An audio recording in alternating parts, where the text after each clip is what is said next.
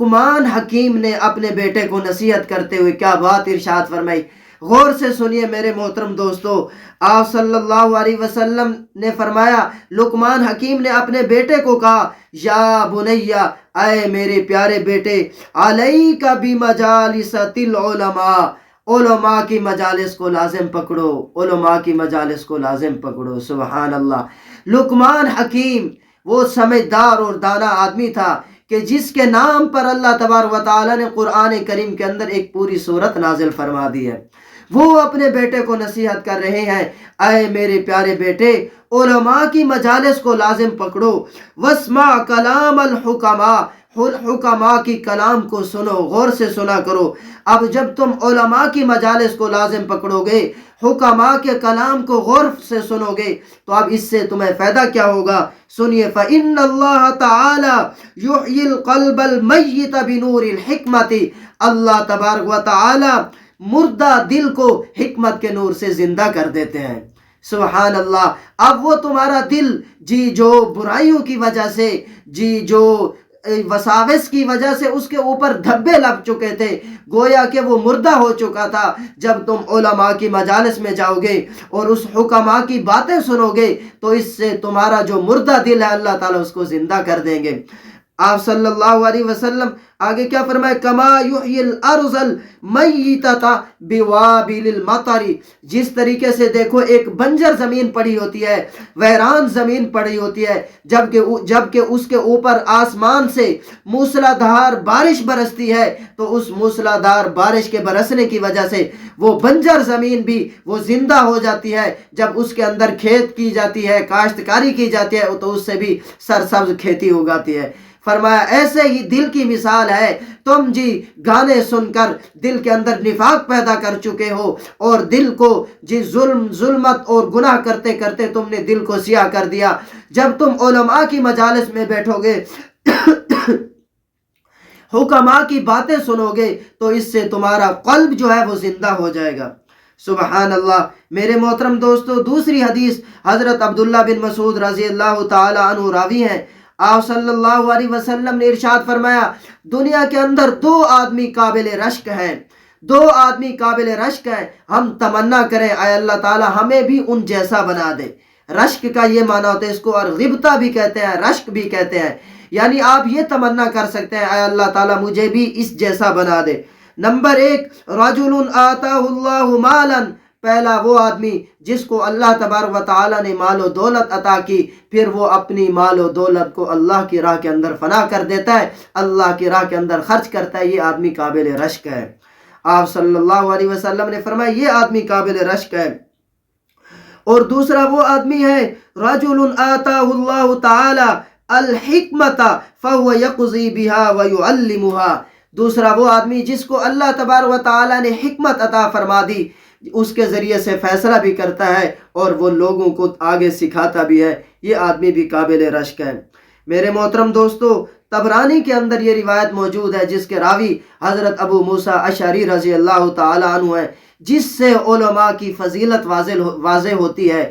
آپ صلی اللہ علیہ وسلم نے ارشاد فرمایا، غور سے سنیے، قال رسول اللہ صلی اللہ علیہ وسلم یبعث اللہ تعالی العباد یوم القیامہ، کہ اللہ تبارک و تعالی قیامت والے دن بندوں کو کھڑا کریں گے، یعنی جتنے بھی انسان مر چکے ہیں یا باقی جو ہیں سارے کے سارے انسانوں کو اللہ تبارک و تعالی قبروں سے زندہ اٹھائیں گے۔ جب سارے کے سارے لوگ میدان محشر کے اندر پہنچ جائیں گے، پھر کیا ہوگا، ثم یمیز العلماء، پھر اللہ تبارک و تعالی علماء کو ممتاز کر دیں گے دوسروں لوگوں سے، علماء کو ایک طرف کر دیا جائے گا، دوسرے جو لوگ ہیں جو غیر علماء ہیں وہ دوسری طرف ہوں گے، اور جو علماء ہیں وہ ایک طرف ہوں گے۔ سبحان اللہ۔ فیقول، اللہ تبارک و تعالی کی جانب سے اعلان ہوگا، یا معشر العلماء، آئے علماء کی جماعت، انی لم اضع فیکم علمی لیعذبکم، میں نے اپنا علم تمہارے اندر اس لیے نہیں رکھا تھا کہ تمہیں عذاب دوں۔ سبحان اللہ۔ میرے محترم دوستو، جس کو اللہ تبارک و تعالی نے علم دے دیا، حکمت دے دی، بصیرت دے دی، سمجھداری دے دی، فہم دین دے دی، اب اللہ تبارک و تعالی اس آدمی سے بہت کچھ چاہتے ہیں. مطلوب ہے وہ آدمی اللہ تبارک و تعالیٰ کو، اللہ تبارک و تعالیٰ اس آدمی کو عذاب نہیں دیں گے. اللہ تبارک و تعالیٰ کیا فرما رہے ہیں؟ انی لم اضع فیکم علمی لأعذبکم، میں نے اپنا علم تیرے اندر اس لیے نہیں رکھا کہ تمہیں عذاب دوں، یہ میری ہرگز مراد نہیں ہے. اذهبوا فقد غفرت لکم، اے علماء کی جماعت جاؤ، میں نے تمہارے سابقہ سارے گناہ معاف فرما دیجئے. سبحان اللہ، اللہ تبارک و تعالیٰ نے سابقہ سارے گناہ معاف کر دیے ہیں. سبحان اللہ، یہ ہے علماء کی فضیلت. میرے محترم دوستو، خود بھی عالم بنو، دیندار بنو، قرآن و حدیث کا علم حاصل کرو، اپنے بچوں کو بھی قرآن حدیث کا علم سکھاؤ، تاکہ کل قیامت والے دن ہمارے بچے بھی علماء کے صف میں کھڑے ہوں اور اللہ تبارک و تعالیٰ کا یہ ارشاد ہو کہ اذهبوا فقد غفرت لکم، اے علماء کی جماعت جاؤ، میں نے تمہارے سارے گناہ معاف کر دیے. سبحان اللہ، کتنی بڑی فضیلت ہے علماء کے لیے. اے علماء کی جماعت، تم اپنے آپ کو ہرگز یہ نہ سمجھو تم دوسرے انسانوں کی طرح نہیں ہو، تم اللہ کے ہاں مقبول ترین آدمی ہو، اللہ تبارک و تعالیٰ کے پسندیدہ اور منتخب چنے ہوئے آدمی ہو. اللہ تبارک و تعالیٰ نے اسی وجہ سے تو تمہیں علم عطا فرمایا ہے. حدیث میں ہے، آپ صلی اللہ علیہ وسلم نے ارشاد فرمایا، من یرید اللہ بہ خیرا یفقہہ فی الدین، اللہ تبارک و تعالی جس آدمی سے خیر کا ارادہ کرتے ہیں، بھلائی کا ارادہ کرتے ہیں، یفقہہ فی الدین، اس کو دین کے اندر سمجھ بوجھ عطا فرما دیتے ہیں. میرے محترم دوستو، یہ آدمی منتخب شدہ لوگ ہیں، علماء کی جماعت یہ منتخب شدہ لوگ ہیں.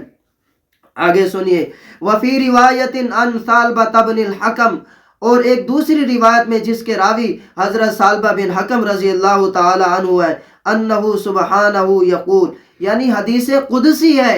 اللہ تبارک و تعالی فرما رہے ہیں، انی لم اجعل علمی وحکمی فیکم الا وانا ارید ان اغفر لکم علی ما کان منکم ولا ابالی. انی لم اجعل علمی وحکمی، میں نے اپنا علم اور حکمت تمہیں اس وجہ سے عطا نہیں کی مگر میری ایک خاص اس میں نیت ہے، وہ یہ ہے کہ ان اغفر لکم علی ما کان منکم، تمہاری جانب سے جتنے بھی گناہ ہیں وہ میں تمہارے سارے کے سارے گناہ معاف فرما دوں، ولا ابالی، اور اللہ تبارک و تعالیٰ فرما رہے مجھے اس میں کوئی پرواہ نہیں ہے. سبحان اللہ، دیکھیں اللہ تبارک و تعالیٰ علماء کی کس قدر ان کا اعزاز کر رہے ہیں، ان کا اکرام کر رہے ہیں، ان کے گناہ بھی بخش دیے، اور اللہ تبارک و تعالیٰ نے یہ بھی فرمایا مجھے اس میں کوئی پرواہ بھی نہیں ہے. میرے محترم دوستو، کبھی بھی علماء کی توہین نہ کرنا، گستاخی نہ کرنا. آپ صلی اللہ علیہ وسلم کی حدیث ہے، جس آدمی نے میرے ولی سے دشمنی کی فقد آذنتہ بالحرب، میرا اس سے اعلان جنگ ہے. یہ جتنے بھی علماء ہیں ربانیین ہیں، بشرطے کہ صحیح علماء ہوں، وہ دوسروں لوگوں کو بھی نیکی کا بھی حکم کرتے ہوں، برائیوں سے بھی وہ بچاتے ہوں، خود بھی بچتے ہوں. ایسا نہ ہو خود ایسے عقائد ہیں جو اسلام کے خلاف ہیں، قرآن و حدیث کے خلاف ہیں، ایسے عقائد کے حامل جو ہیں وہ جو ہے نا مستشرقین ہیں، قرآن پر اعتراض کرنے والے، حدیث پر اعتراض کرنے والے، اپنے آپ کو علماء تو کہتے ہیں لیکن کل قیامت والے دن ایسے لوگ علماء کے صف میں نہیں ہوں گے. حقیقی علماء وہی ہیں جو قرآن و سنت کو سمجھنے والے ہیں، قرآن و سنت کی تعلیم دیتے ہیں، لوگوں کو صحیح راستہ بتاتے ہیں. تو ایسے لوگوں کے لیے بڑی خوشخبری ہے. آگے اللہ تبارک و تعالی ارشاد فرما رہے ہیں، وما یذکر الا اولو الالباب، عقل والے ہی نصیحت حاصل کرتے ہیں.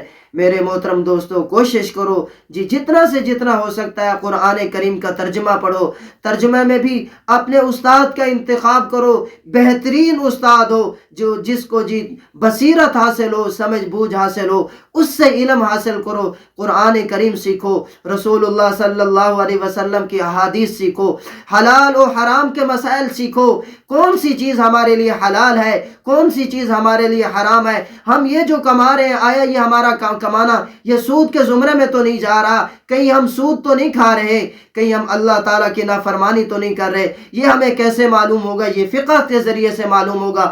فقہ کا بھی علم حاصل کرو، اول قرآن کریم سیکھو، حدیث رسول اللہ سیکھو، فقہ سیکھو، صحابہ کے اقوال سیکھو، ان کے مطابق اپنی زندگی کو گزارو.